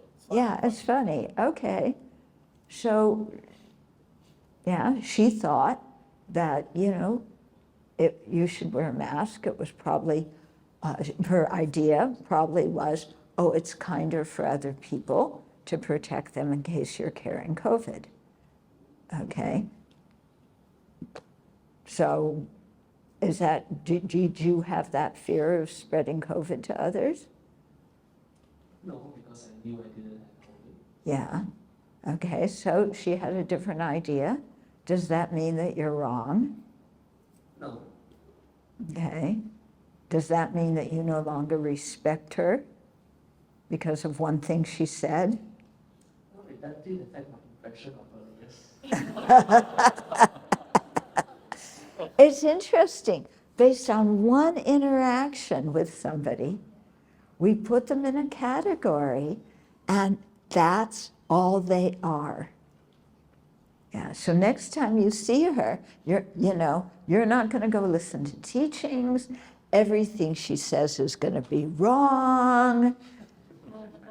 Yeah, you're going to look at her and go the other direction. You're going to tell everybody else in the temple, oh, be careful of that one. Careful of that one. We just develop a solid identity for her, and then a solid identity for yourself, which is maybe, you could have any identity coming out of that. One identity could be, I know better than nuns. Another identity could be, oh, I made a horrible mistake. I can't show my face in this temple anymore. You could respond to that in any number of ways. Is there something that you can learn from that? You said you thought it was funny. Yeah? Well, I guess I do plan to need a bit more wisdom in the future. Yeah. Would you wear a mask in the future? Given that the COVID is mostly over, probably not. Okay. Yeah. So many people, yeah, you're not wearing a mask now. Neither are most of the people in here. Yeah. Oh, except the two people. A few people, yeah. So, we can judge for ourselves. If how to say, in the States, some people don't wear masks, and they politicize it. And they say, the government's trying to control me and make me wear a mask, so whatever the government says, I'm doing the opposite. I don't care if it's in the middle of COVID and people are dying, I am not wearing a mask. There's some people that have that attitude. That attitude, I think, is a mistake. Because in the middle of COVID, when COVID started, people were dying right, left, and center. I don't know what the death rate here in Singapore was, but in the States, 400,000, no, more than 400,000 people died of COVID. Yeah? So if people weren't wearing masks because they didn't want the government to tell them what to do, I would think, that's not a good reason. And that, it's nice to be considerate of the people that you live with. If COVID's ending, that's another story. Then, maybe the government doesn't have a policy at that time. They leave it up to individuals. And so you can see for yourself, because not wearing a mask, you also have a greater risk of getting COVID. But also, at this time, the kind of COVID that's going around is not the same kind that went around at the beginning. Now the death rate is not nearly as high, and the hospitalization rate is not nearly as high. Yeah? Can you forgive her for saying that? Of course. She gave me a very nice story to tell people. But you see, from her point of view, she's in the temple all day. All sorts of people come. The more people you're in touch with, in close contact with, if they're not wearing masks, the easier it is to get sick, okay? She's in a position where she is active all day with people, and she needs to be healthy to run the temple and to greet all these people who come. So for her, it's really important not to get sick, because she can't help the people in the temple, and then she may actually spread it to the people who come to the temple, yeah? Whereas maybe, you don't see very many people and you work from home. So it's different, yeah? So people are gonna have different takes on this. I have a question. So, Sometimes it's easy for us to find flaws in other people and they admit themselves. So how do we try to help them in the best way possible? Let's start with how do we help ourselves being patient with other people's faults. Yeah, let's not start with how can we change them to make them be what we want them to be. Yeah, because can you change somebody else? Yeah, we can't. So we say, I want to help them change. That's the polite way of saying, you better be different. Okay. First, let's look at, is this really a fault in the other person? Or is it me and the way I'm seeing it, because what this person is saying or doing is pushing my buttons? Okay? Because if that's the reason that I'm seeing a fault, then that's my problem, not their problem. Okay? But if it's somebody, let's say somebody has a really bad temper, okay? So they have a bad temper, everybody sees that bad temper. It is so easy to say they are their bad temper. Yeah, I can't stand my father because he has such a bad temper. I can't stand my wife because she has such a, Really, is that the reason you can't stand them? Do you want to remake them? Can you remake them? If you could remake them, why didn't you do that before you got married? Why get married and then make them into something different later? Are you fault-free? No. Do you want other people to be patient with your faults? Huh? Yes. Yes. Oh, gee. They should be patient with my faults, but I can be angry and judgmental at their faults and try and change them. That's real equity, isn't it? Yeah?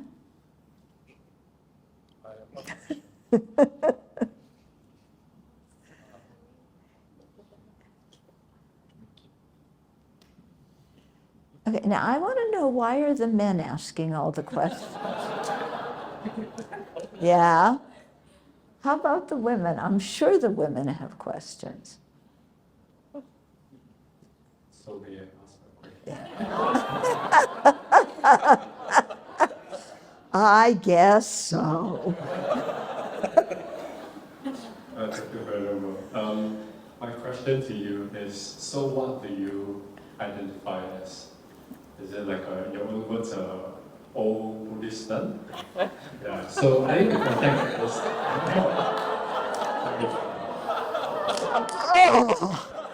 Oh.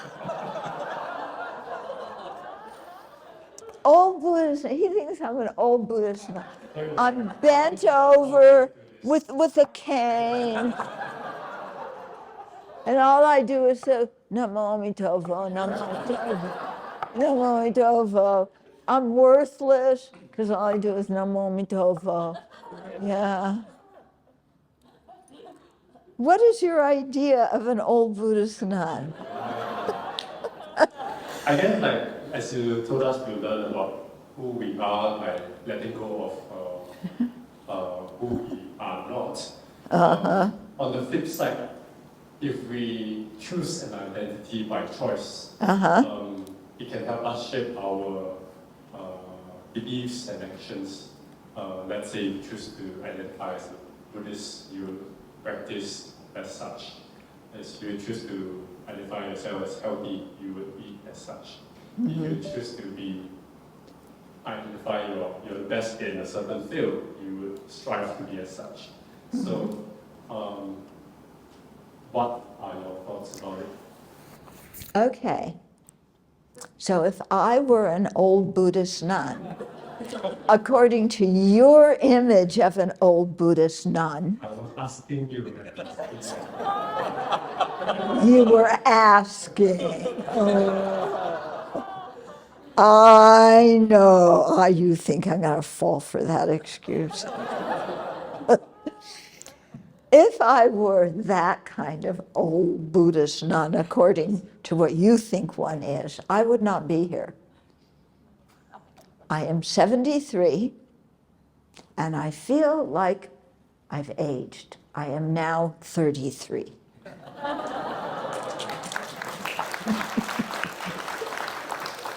Yeah, I stayed at 21 for a long time until I realized that 21, you're still pretty immature.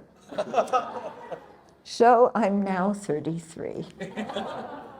Yeah? Do I act like I'm 33 or like I'm 73? I won't ask you what I look like, because I don't want you to have to lie.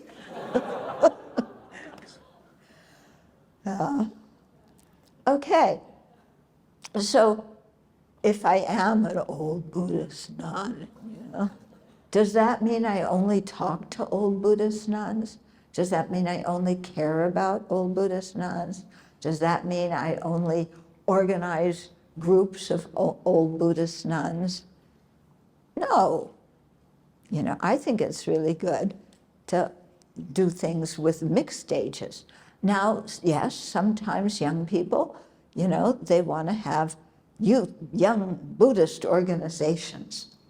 Yeah, we are modern. I've seen this sometimes with some of the young Buddhist youth.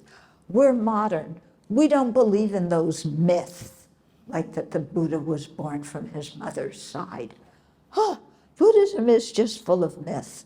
We're going to get rid of all of that stuff. We're scientific Buddhists. We don't believe in superstition. Yeah? Well, I don't believe in superstition. At least I only believe in the superstitions that I think are not superstition. And I'm sure that the young people have that same thing too. They only believe in, they don't believe in superstitions, but under the surface there may be a few that they believe in, okay? And young Buddhists want to get together and talk about things that they're all going through in their life, like how do you ask for somebody out for a date, and how do you break up with them afterwards? How do you get a job and make $1 million and be miserable? They want to talk about things that are common interests. That's fine, no problem. Yeah, organize it and do things for young Buddhists. I think that's great. Yeah, and we just met with a group of old businessmen. Although don't you dare say to them that I called them old businessmen. Old Buddhist businessmen. Yeah, what's your, the businessmen, okay, you like that. Yeah, Buddhas, okay. Old ones? Oh, old ones have a lot of money. Yeah. I want to start an organization for Buddhist youth. How can I get them to finance that?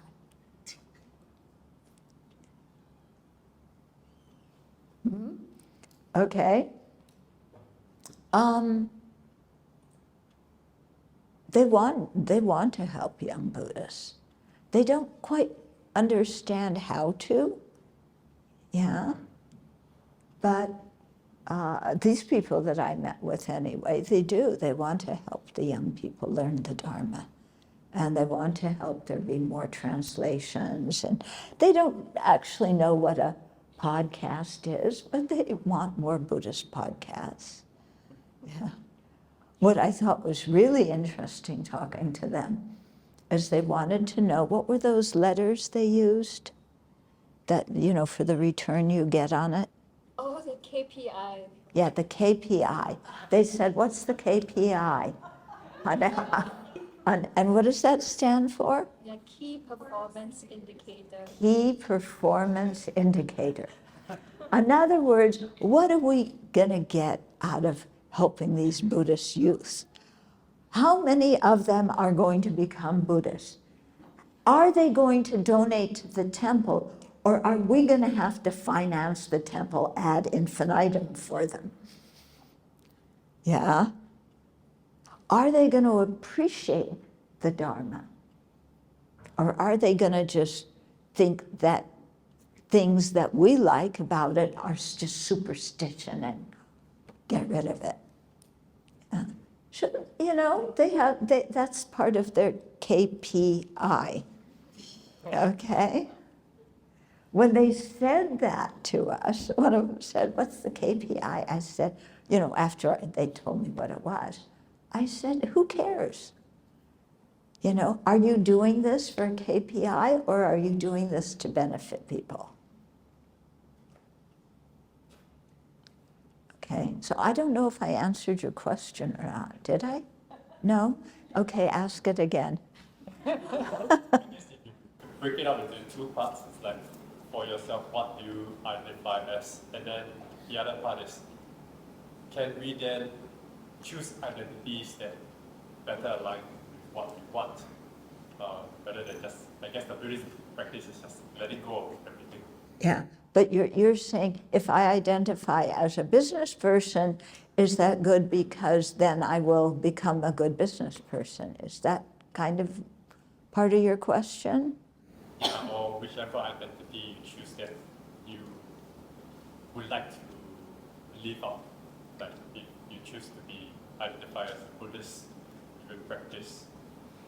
Oh, so should you live up to that identity? Yeah, so like rather than, I guess, going back to like non-self, you try to let go of all your identities. Okay, but I did have a caveat that sometimes they're useful. Okay, so if you're a Buddhist and and you've taken the 5 precepts, then it's good to try and keep them, not only because the effect on other people, which will be beneficial, but also for your own self-esteem and for your own good future rebirth. So if thinking, I'm a Buddhist helps you keep good ethical conduct, that's fine. Yeah, that can be useful. Yeah. If you think I'm a Buddhist, so I have the best religion that anybody and the whole world should join my football team, yeah, because that's what your religion has become to you, as an identity of your football team and who you root for, then that's not so good. Okay? Did I answer your question now? Am I a good old nun? Or do you think I'm stupid? Oh dear. Oh, my whole image has just gone. Yeah, so now I have to act like a dumb old Buddhist nun. Yeah. What about old Buddhist monks, the Dalai Lama? Yeah, Dalai Lama is an old Buddhist monk. Yeah, do you have a different image of him because he's an old Buddhist monk and not an old Buddhist nun? So what do you identify? No, I'm asking you.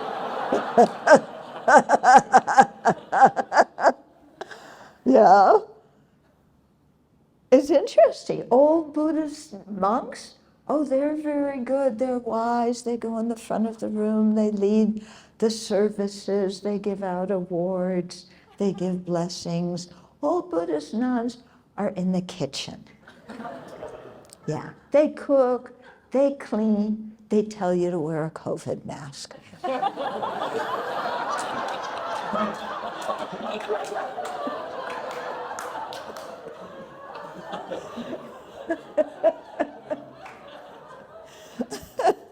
Okay, let's hear it from a woman. Yes. Thank you. I think my question is slightly tied into what he just asked.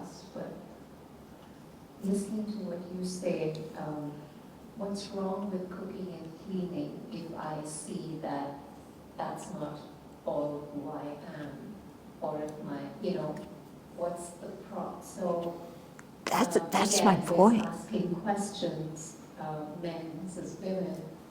What is the problem with that as well? So this is something that I struggle with every day at home when certain things are not done by other people in the house. And I keep asking myself, what's the problem? That is just my reality. That is the way things are. Maybe that is my karma. How can I learn to deal with that appropriately, or in a way that advances my spiritual growth versus sort of standing up and saying that I'm not going to do that. That's your job. You need to get that done. So I struggle with that a lot. Yeah. Where is there a line? Am I going back and forth? And, or is it, so what I try to do now is every time a situation comes up, I just think I'm not going to predetermine anything. I'm just going to do what I feel at that moment. So I don't know. I mean, what would you recommend? Okay. So if I understand your question correctly, and correct me if I don't, you're asking, your first thing you said was, what's wrong with cooking and cleaning? Nothing. Absolutely nothing. Okay? And that was my point in saying, why do some people look down on women if they are housewives? They just cook and clean.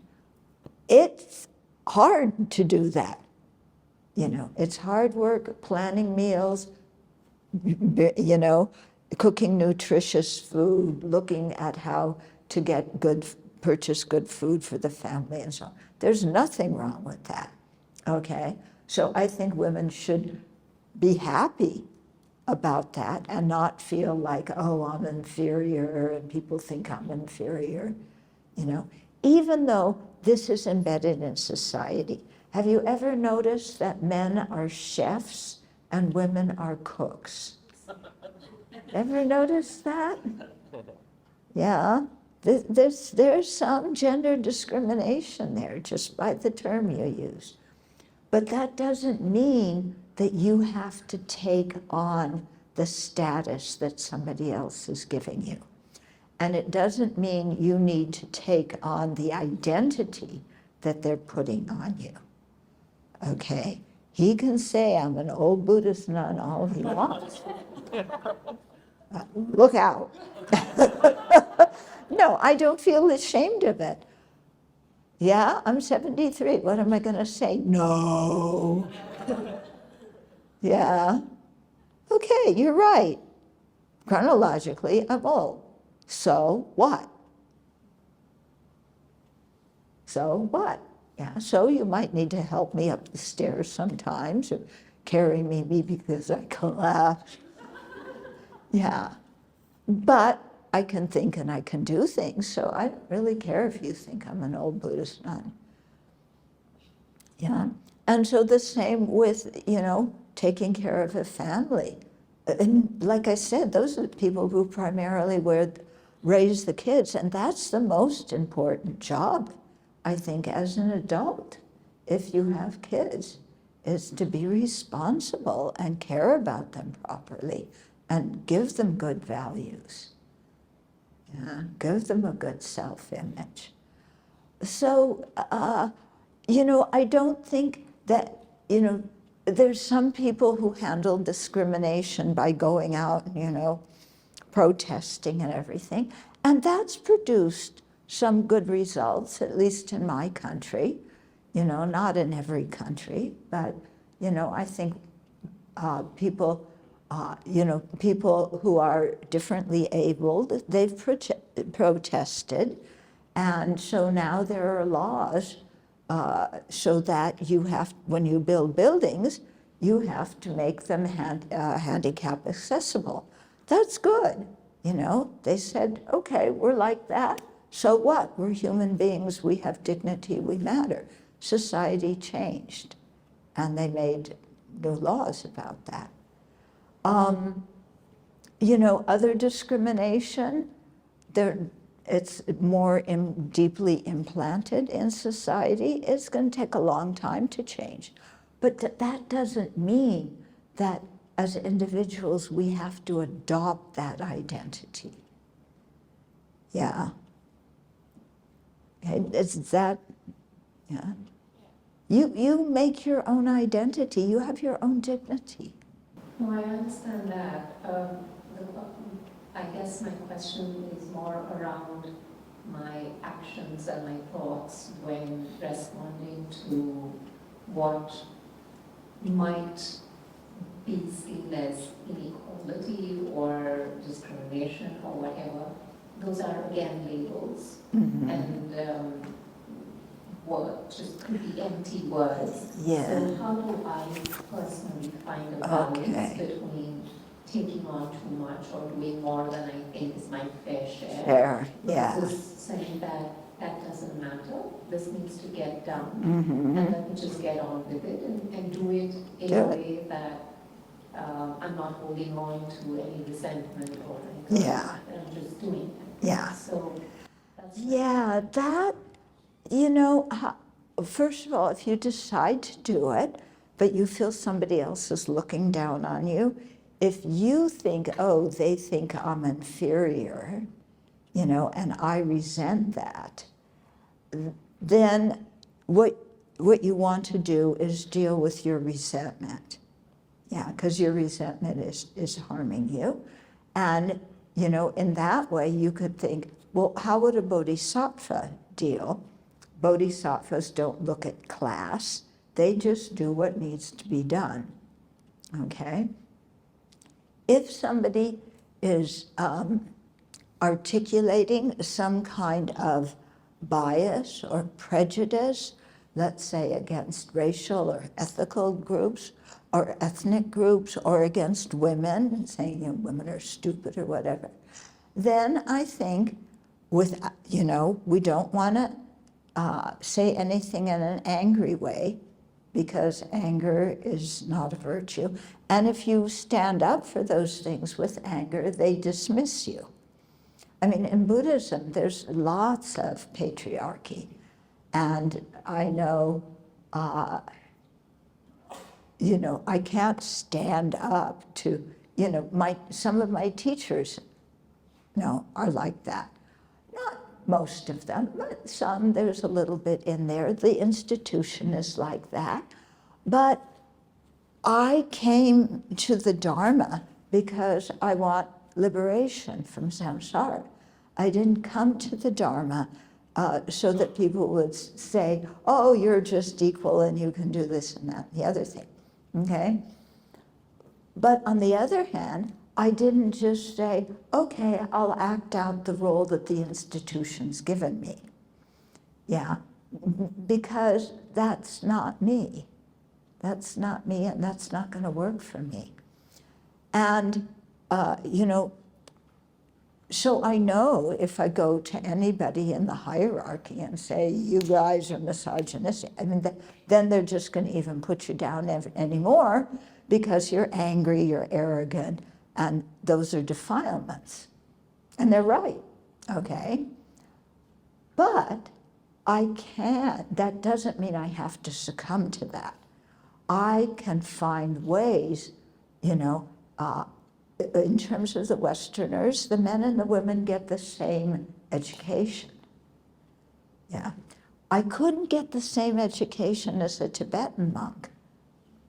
Yeah, there's a discrimination there. But I could get the same education, more or less, as with the Western monks. Okay. And, you know, when you believe in something, you just go out and do it. Yeah?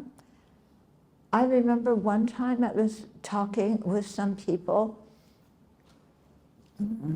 and somebody made a kind of a racist comment about somebody from an ethnic group, and I stopped him right away. It wasn't my ethnic group, it was another one. But I stopped him right away, and I said, you know, that's prejudice. You don't know everybody from that group, you know, and you cannot take whatever your opinion is, which may be wrong, you know, and put it on everybody. And I spoke very strongly to that person, okay? If that person were one of my Dharma teachers, I would not have done that. That wouldn't have gone over, okay? But in the role I was in, I had just given a talk there. He was part of the audience. I felt perfectly okay saying that. Another time, there was somebody, I had just been on a prison visit, and one of the people coming out with me, he did prison work too, and in prison there's a lot of sexual abuse. And so he said, this guy said, you know, for a man, it's much more traumatic and much more serious to be sexually abused than for a woman. I looked at this guy, I gave him hell. You know, I said, how can you say that? Yeah, how can you say that? It's just as harmful. And I think even more harmful for women, the sexual abuse, than for men, because it happens in so many different ways with women that it does not happen with men. Yeah, and I really gave it to him. Thinking about it later, I wondered if he had actually had some abuse, and maybe I should have been a little bit gentler with him. But at that particular time, I felt like, you know, I had to speak up at that point. Okay, so I think it depends who you're with, what the situation is, if you are antagonistic or if you are calm, and it's a good opportunity to correct somebody's wrong belief, and you can do it in a way that that they can hear it and they can take it in. Yeah. In a family situation, you know, if it's your husband that expects you to, you know, cook and clean and scrape the floor, and, you know, then I would say it would be nice to have a talk with him about it. Yeah? And see if you can make some headway that way. Okay? Oh, we are over time. Okay. One more question. I'm sorry, it's going to go to a woman. Yeah? Yeah, because you're old, but you're not an old Buddhist monk. Or maybe you're not old and I'm insulting you. Are you 33 also? Yeah. Yeah, we could, yeah. Okay. For all, actually, like some people refer to all is the old soul. They have more wisdom, they have more exposure to society. Yeah. They may be able to give you more wise advice. Yes, let's hear it for old people. Yeah, why are you clapping?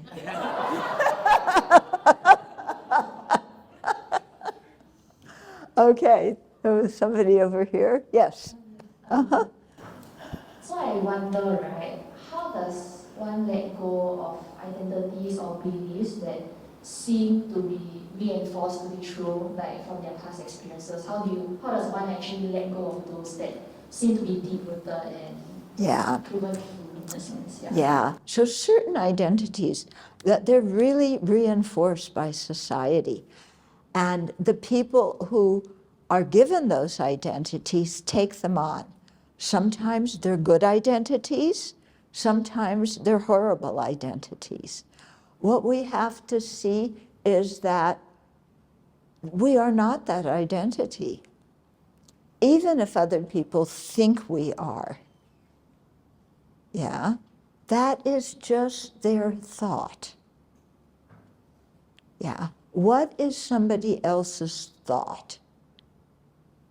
It's nothing material. It's one blip of energy in their mind.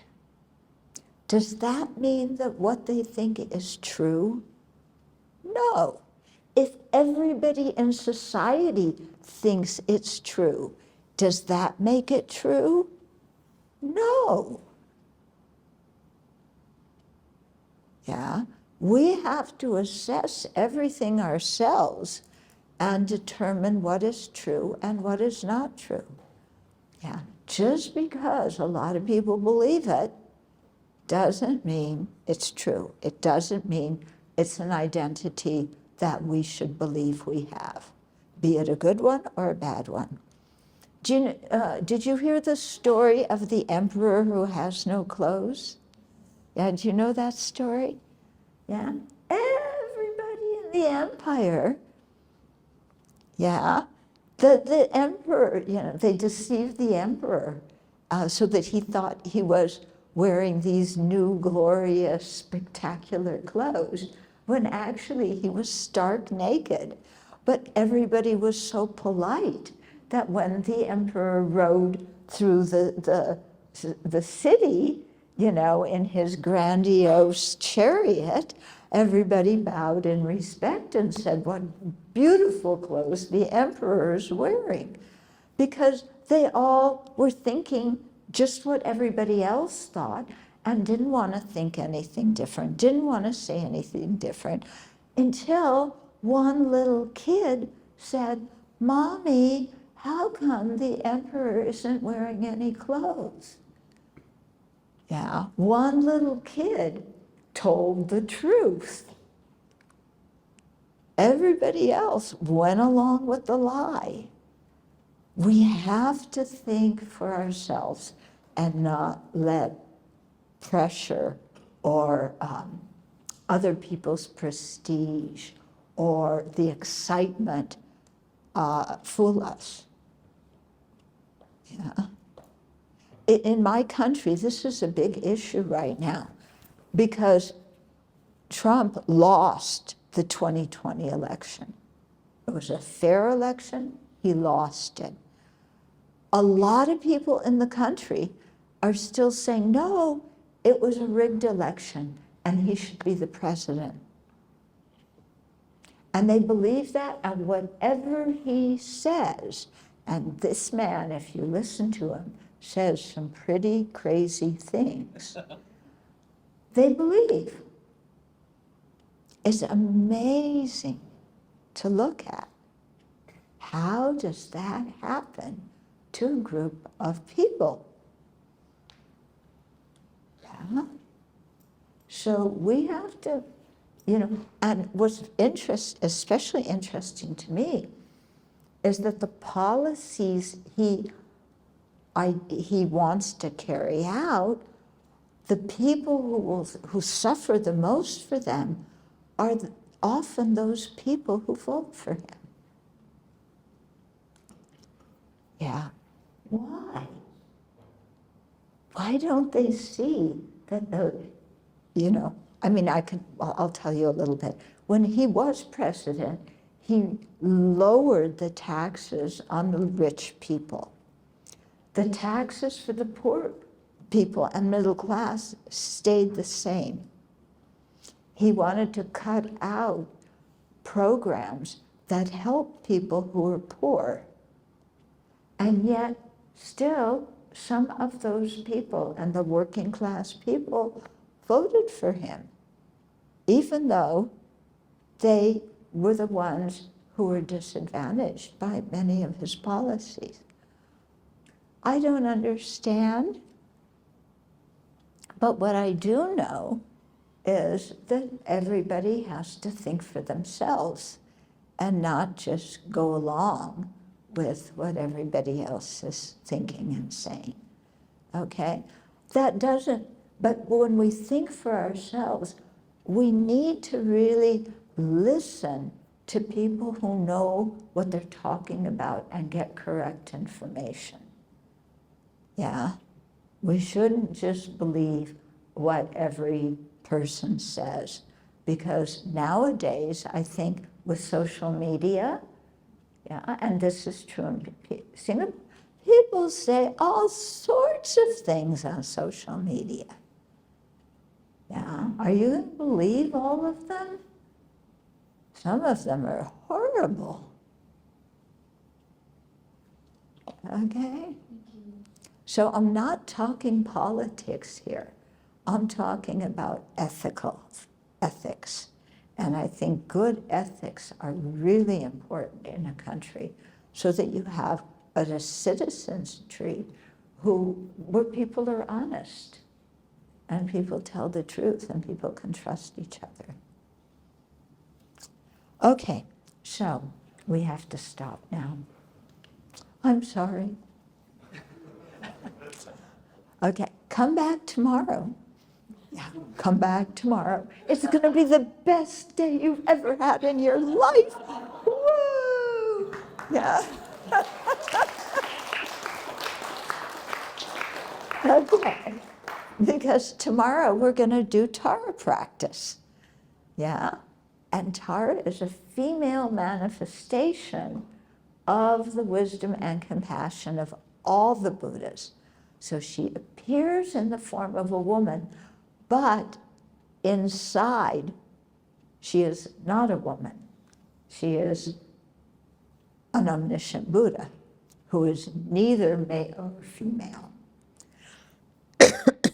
although they may appear in different forms. Yeah.